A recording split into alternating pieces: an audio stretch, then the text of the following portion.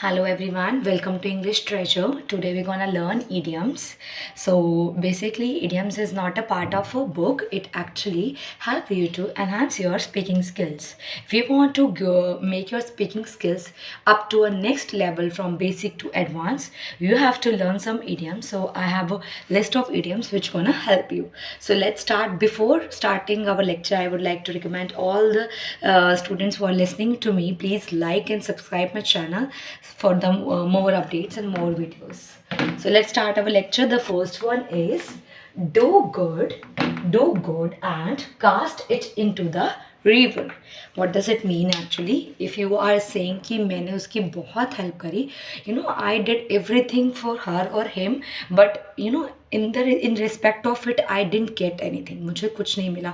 मैंने उसके लिए बहुत कुछ अच्छा करा, but in return I didn't get anything. तो आप उसको एक phrase बोल सकते हो, do good, अच्छा कर. कहते हैं ना, अच्छा कर, नेकी कर, दरिया में डाल. अच्छा करो and cast it into the river. So a beautiful phrase you can use in your expression like whatever I have done everything, but after all I didn't get anything in return, so I believe that do good and cast into the river. मैं कुछ सोच के, in respect में सोच के नहीं करता कि हाँ मुझे इसके बदले में कुछ मिलेगा, but I help out throughout my life, so I do good and cast it into the river. The next one expression is very favorite of mine. Might be you have heard about it. The ball is in your court. What the next expression is? The ball is in your court. It means कि अब बाजी तुम्हारे हाथ में है, अब तुम्हारा मन है तुम सीखो या ना सीखो. For example, I gonna give you a list of idioms. Now the ball is in your court. Either you gonna learn the idioms or make it a part of your life or not. So the हमने expression क्या use किया, idiom कौन सा use किया? The ball is in your court. अभी तो बाजी तुम्हारे हाथ में है. Either you want to take it a win-win situation or want to lose it. ठीक है, the ball is in your court. You want to learn it or not. The next one is there is no accounting for my taste. There is no accounting for my taste. It means कि different लोगों का different taste होता है. यहाँ मेरे मतलब का कुछ नहीं है. ठीक है, there is no accounting for my taste. I go to the party, but there is no accounting for my taste. सब भी अपने अपने मतलब की बात कर रहे थे, मेरे मतलब का वहाँ पे कुछ नहीं था. तो you can say the expression there is no accounting for my taste. The next one is don't baby me, I wasn't born yesterday. For example, हम बच्चों को कहते हैं कि बेटा फटाफट ये होमवर्क कर लो, ठीक है, हम आपको चीज़ी दिला के लाएंगे, कोई गिफ्ट ला के देंगे. आपने कहा मम्मा मुझे बेवकूफ़ मत बनाओ, don't baby me, I wasn't born yesterday. और आप इसी तरह बच्चे भी it's specially use by the kids, don't baby me, I was, मुझे पता है क्या करना है क्या नहीं करना, अब आप मुझे मत समझाओ, don't baby me, I wasn't born yesterday. The next one means take the bull by the horn. Take the bull means मुश्किल से मुश्किल प्रॉब्लम्स का डट कर सामना करना, deal decisively with the difficult situation. कि बहुत बड़ी प्रॉब्लम आई but still he take the bull by the horn. मतलब बहुत सारा पेंडिंग वर्क था, but he he dipped into it, he take the bull by the horn and said that I gonna accomplish all the work on my own. He take the bull by the horn. The next one is before saying anything to anybody introspect yourself. हम कहते हैं ना किसी को कुछ कहने से पहले अपने तेरे बाहर पर झांको. Before saying, इसको हम कैसे बोल सकते हैं, before saying anything to anybody introspect yourself. तुम किसी को कुछ कह रहे हो पहले खुद को तो देखो. We use a instead of saying कि तुम खुद को देखो, see yourself, look at yourself. Before saying anything to anybody introspect होता है अपने आप को जानना, पहचाना, introspect yourself. And the next one is two heads are better than one. हम कहते हैं एक से भले दो. अगर एक जना इस काम को करेगा तो पूरा दिन लग जाएगा. For example in a multinational company, और हम घर में भी कहें कि अगर घर का काम एक जना करता रहेगा, इट टेक्स 12 आवर्स और 8 hours to accomplish a task. अगर वो घर के मेम्बर सभी मिलकर इस काम को करेंगे तो वो जल्दी से पूरा हो जाएगा. That is why it is good to see two heads are better than one. Next one is it's not my cup of tea. It's not my cup of tea. आपने कहा ये मेरे मतलब की चीज़ नहीं है, मेरे मतलब की बात नहीं है. Why I should indulge into their task. It's not my cup of tea. I would not like to go for the party because it's not my cup of tea. ये मेरे मतलब की बात नहीं है. Eat, drink and be merry. All of you have heard about it, eat drink and be Mary. कहते हैं ना खेलो खुदो मौज बनाओ। फॉर एग्जाम्पल आपने कहा कि why are you taking so much stress, अब लाइफ इतनी छोटी सी रहेगी, life is so short, life is so short, so eat drink and be merry. लोगों ने इसका मतलब अलग अलग तरीके से अलग अलग ले लिया, जिसको जैसा सूट करा वैसा कर लो, लेकिन नहीं, इसका एग्जैक्ट मतलब ये है कि आज के टाइम में इतना स्ट्रेस लेने की बात नहीं है, because life is so short, there is a shorter span of time, so in that eat drink and be merry. खुश रहो और खुशियाँ बांटो। नेक्स्ट है मनी बिगेट्स मनी। बिगेट्स होता है बढ़ाना किसी चीज़ को, किसी चीज़ को हम इंक्रीज करते हैं, बढ़ाना, पैसे से पैसा बढ़ता है। Money begets money. अगर हम पैसे को अपने अंदर उठा के रखेंगे, इट नेवर एवर अगर इसको हम इन्वेस्ट नहीं करेंगे तो वो बढ़ेगा नहीं, इसलिए मनी बिगेट्स मनी। इसलिए एक हम और भी यूज़ करते हैं, नॉलेज बिगेट्स नॉलेज। अगर हम नॉलेज बांटेंगे, देंगे, ठीक है, थ्रू एनी सोर्स, ठीक है, इट बिगेट्स से मतलब वो बढ़ेगी, कम नहीं होएगी। Knowledge begets knowledge. इसी तरह money begets money. The next one is you will get success by leaps and bounds. For example, अगर मैंने कहा अगर आप work hard करोगे, if you work hard on your speaking skills, on your communication skills, you will get the success by leaps and bounds. तुम्हें success जरूर मिलेगी, दिन दुगनी रात चौगनी तुम्हें success मिलेगी. You will get success by leaps and bounds. If you work hard for your examination, for your competitive exams, definitely you will get success by leaps and bounds. And the next one is an idea struck in my mind. आपने कहा मेरे दिमाग में ना एक idea आया, instead of saying कि मेरे दिमाग में एक आइडिया आया, an idea struck in my mind. How you gonna pronounce it? An idea struck in my mind. The next one is wounds are healed up, but ill words can never be. Wounds are healed up, but ill words can never be.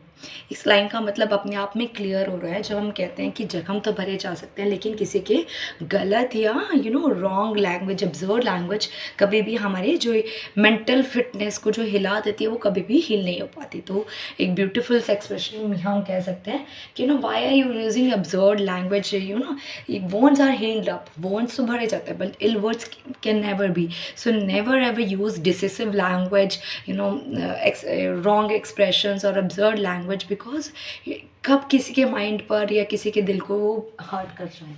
The next word is ill, the next line is I'll I will never leave you in the lurch. Lurch का मतलब होता है किसी को बीच मझधार में छोड़ना या किसी को प्रॉब्लम में छोड़ देना। दैट इज वो the word vocabulary word we use, lurch. मैं तुम्हें कभी मुसीबत में नहीं छोड़ूंगा, I will never leave you in the lurch. ठीक है, तुम जहाँ भी चले जाओ, I will never leave you in the lurch. बीच मझधार में किसी को मत छोड़ना। The next one is it's no use crying over spill milk. हम कहते हैं ना अब फील हो गए, अब पछताए होत क्या जब चिड़िया चुग गई खेत। बहुत अच्छा ये दोहा भी है। और अगर हम किसी को कहना चाहिए अब तुम फेल हो गए, for example somebody failed in their competitive exams और इन देयर एग्जामिनेशन और एनीवेयर, अब हम कहते हैं अब क्या हो गया, अब तो टाइम निकल गया ना। It's no use crying over spill milk. For example आपने 365 डेज पढ़ाई नहीं करी, you didn't study, but in the during the exams you want to learn और grab everything, but it not possible ना, तो अब टाइम निकल गया। It's no use crying over spill milk. अब कुछ नहीं होता। अगर आप सोते रहे और आपने ट्रेन मिस कर दी और आपको ज़रूरी कोई इम्पॉर्टेंट टूर्नामेंट के लिए जाना था, तो हम क्या कहेंगे कि अब रोने का क्या फ़ायदा। It's no use crying over spill milk. तो एक बहुत अच्छा तरीका है, if you want to memorise all the idioms, you can start using it in your daily life. आप छोटे इसने मुझे बीच मझधार में छोड़ दिया, इसको ऐसे start communicating that line in English. अब रोने का क्या फ़ायदा, it's no use crying over spill milk. तो आप अलग अलग तरीके से, I will never leave you in the lurch, या he leaves me in the lurch, उसने तो मुझे मुसीबत में छोड़ दिया था, he leaves me in the lurch. तो make it a part of it in your daily life, use these expressions in your daily life. The next one is justice delayed is justice denied. आपने ये बहुत बार newspaper में भी पढ़ा होगा कि justice delayed, like for example there are lot of cases in the high court और in the court that कि वो डिले होता ही होता है, और जस्टिस डिले हो गया तो जस्टिस डिनाइड. मतलब अगर किसी इंसान को बहुत साल बाद जस्टिस मिला, for example he he has to pay for 20 years और 30 years, वो इतने दर्द में रहा, तो उसका क्या फ़ायदा. Justice delay is justice denied. The next one is, has the cat got your tongue? Has the cat got your tongue? For example, मैंने कहा तुम बोल क्यों नहीं रहे हो, और why are you not speaking? मैंने उससे पूछा कि क्या तुम मार्केट जा रहे हो, are you going for market. He didn't reply. Then I again something, please market से जाते हुए ये ले आना. He didn't speak at single word. फिर मैंने बोला has the cat got your tongue. ठीक है, क्या हो, what happen. If we have to say what happen, we can use has the cat got your tongue, why aren't you speaking. आप बोल क्यों नहीं रहे हो, बोलना क्यों क्यों क्यों नहीं कर रहे, तो उसको क्या बोलेंगे, has the cat got your tongue. The next one is many a little makes a mickle. Many a little makes a mickle. कहते हैं ना, बूंद बूंद से ही सागर बनता है. अगर हम छोटी छोटी चीज़ों को इकट्ठा करेंगे, धीरे धीरे चीज़ों को इकट्ठा करेंगे, तो तभी क्या बनेगा, एक बड़ा चीज़ बनेगा. Many a little makes a mickle. So these are the idioms. The next one we gonna. So the next one is long time no see, where have you been. अगर आपने किसी को कहना बहुत लंबा टाइम हो गया आप दिखे ही नहीं, तो how do we use this line, long time no see, where have you been. आप लंबे टाइम से दिखे ही नहीं, कहाँ पे थे, तो we gonna use the idiom long time no see, where have you been. The next one is मुझे आपने कहा मम्मा मुझे बहुत भूख लगी है, I am so hungry, I didn't have the food since morning. So you can use this line, I feel butterfly in my stomach. I feel butterfly in my stomach. मुझे बहुत तेज भूख लगी है. I am hungry. Instead of saying this, you can see I feel butterfly in my stomach. Especially ये kids जो छोटे छोटे बच्चे स्कूल जाते हैं उनके लिए बहुत अच्छा एक्सप्रेशन है. You must include it in your speaking skills. The next one is, an empty mind is devil's workshop. I also really loved it. An empty mind, कहते हैं ना खाली दिमाग शैतान का घर. मतलब हमें अपने आप को ऑक्यूपाई रखना चाहिए कोई भी चीज़ों में. Whatever we can do it. For example if you are learning communication skills, speaking skills, और जो भी आपको आता है, make a hobby a part of your life. That is why I say that hobby is very very important. आप कुछ भी गाने सुनना, कुछ भी करना, ठीक है, तो कुछ भी करो, but never ever make your self free, because N empty mind is a devil workshop. आप अपने आप को कभी भी फ्री मत रखो, क्योंकि फ्री रहोगे तो दिमाग तो कुछ ना कुछ सोचेगा ही ना. तो that is why an empty mind is a devil workshop. So for that you need to work hard. कुछ भी करो, गो फॉर इट.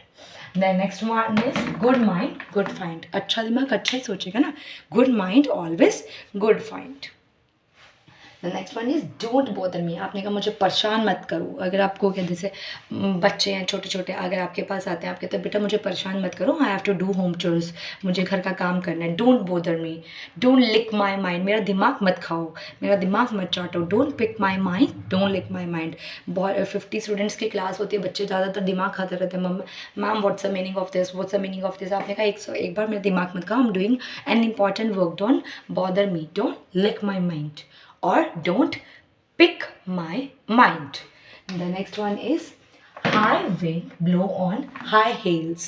ठीक है, what does it mean? High winds blow on high heels. बड़े लोग बड़ी बातें, ठीक है, उनकी बातें भी बड़ी बड़ी होगी. वो they talk about the luxury or luxurious things. So we can say that high wind blow on high heels. She clings to me like a leech. वो मुझे बहुत गंदी तरीके से ट्रीट करते हैं. For example if you are working for a company और somewhere else, you are working in a office, ठीक है, आपने कहा वो जो हमारा लाइक आपने बोला कि जो मेरी कंपनी में बॉस है ना, मुझे बहुत गंदे तरीके से ट्रीट करता है, या जो मेरा सुपरवाइज़र है, शी और ही clings to me, she or he clings to me like a leech. बहुत बुरी तरीके से किसी के साथ बिहेव करना. और आप ये भी कह सकते हो लाइक वो अपनी मेड के साथ, सर्वेंट के साथ बहुत गंदा बिहेव करता है. he clings to her him like a leech. The next one is a very good one. Let bygones be bygones. जो हो गया सो हो गया. For example, you are meeting a person or you are not having on a good terms with him. आप उसके साथ अच्छे से उसके साथ बोलचाल नहीं थी या कभी फाइट हो गई. You are not good terms. किसी के साथ अच्छी नहीं बनना उसको बोलते हैं not in a good terms. तो आपने बोला आपके साथ उसके साथ अच्छा नहीं था, you are not in a good terms with him, but आपने फिर भी आपसे जब वो मिला और आपने उसके साथ ढंग से बिहेव किया तो आपने बोला लेट bygones बी bygones. जो हो गया सो हो गया. Let start with a new energy. अब कुछ नई एनर्जी के साथ स्टार्ट करते हैं. तो we gonna use the expression let bygones be bygones. The next one is have mercy on me और गो ईजी ऑन मी. आपने कहा यार मैं थक गया काम कर करके, अब तो मुझ पे कुछ तरस करो. गो easy on me. For example आपने कहा जो है ना ये पुअर पीपल है, डेस्टिट्यूट. पुअर को इंग्लिश में डेस्टिट्यूट भी कहा जाता है. तो आपने कहा उस पर कुछ दया करो यार. You should be mercy on poor people. You should go easy on poor people और destitute ones. Next one is don't parrot. मैंने बोला कि अब मैंने आपको सारे के सारे इडियम्स दे दिए, अब इसको रट्टा नहीं मारना है, इसको समझ के यूज़ करना है. ठीक है. Don't parrot it, don't mug up. रट्टा लगाना को इंग्लिश में क्या बोलते हैं? पैरट, मग अप, रोट और imitate. Don't imitate after me, don't rote it, don't mug up. ठीक है. इसको रट्टा मत लगाओ. Understand it and then communicate it. The next one is my mouth is watering. For example, a luscious food is coming in front of you. For example, you are going in a restaurant. आप एक restaurant में गए और immediately आपके आगे continental food आ जाता है और आपने कहा मेरे मुंह में तो पानी आ गया. My mouth is watering. मेरे मुंह में पानी आ गया उस लूशियस फूड को देखे. लूशियस बोलते हैं पैलेटेबल. यमी हम कहते हैं yummy, delicious, luscious. The next one is you have spoken out my mind. आप क्या होता है कुछ बोलने ही वाले होते हो, इतने में आप कहते हो यार तुमने तो मेरे दिमाग की बात ही पढ़ ली, मैं बोलने वाला था. You have spoken out my mind. You have spoken out my mind. मैं बोलने वाला था but before that you have spoken out my mind. The next one is eight your disposal और सर्विस. मैं आपकी सेवा में मैम जब हमेशा हाजिर हूँ. आई am always at your disposal. मैंने बोला कि आई एम मैंने बोला मैं आपको इंग्लिश सिखा कर ही रहूँगी चाहे जो मर्जी हो जाए, चाहे आप सीखना चाहो या ना. आपने कहा बोर हो गए, but I am always at your. जब भी आपको प्रॉब्लम आए किसी भी तरह की इंग्लिश में, I am always at your disposal और service. Next one is there is many a slip between cups and lips. There is many a slip between cups and lips. ठीक है. तो हमने बोला कि there is so many things between cups and lips. इसको हम कैसे pronounce करेंगे? There is many slip. हमने कहा कुछ होने से पहले बहुत कुछ बुरा हो चुका. There is a many slip between cups and lips. इनके बीच में ना अब तो ख़त्म हो चुका है. There is a many slip between cups and lips. Next one is beating around the bush. Beating around the, कोई प्रॉब्लम से छुपना, किसी भी प्रॉब्लम से छुपना. To avoid talking about rubbish. इस बात से छुपने की कोशिश करना, अवॉइड करना किसी कन्वर्सेशन को. तो क्या बोलेंगे? Beating around the Bush. I just go and confront him about the fight, about the last fight, but he beating around the Bush. पर वो बात को अवॉइड कर रहा था. He is beating around the Bush. ठीक है. Next one is handsome is that handsome does. It's very nice one कि हैंडसम वो नहीं है जो बाहर से दिखता है, लेकिन handsome is that handsome does. आप दिखने में कैसे हो दैट डजेंट मैटर. आप व्यवहार में कैसे हो, आप किसके साथ बिहेव कैसे करते हो या आप लोगों के साथ व्यवहार में कैसे आते हो, that's very much important. So handsome is not handsome look, handsome is that handsome does. So that these are the common idioms. These are very common idioms I have suggested for you. So make it a part of your life or your conversation, so that make it to make your speaking skills up to an advanced level. So before you go, I wanna make you remember, please like, subscribe and share my channel. Thank you. That's all about it.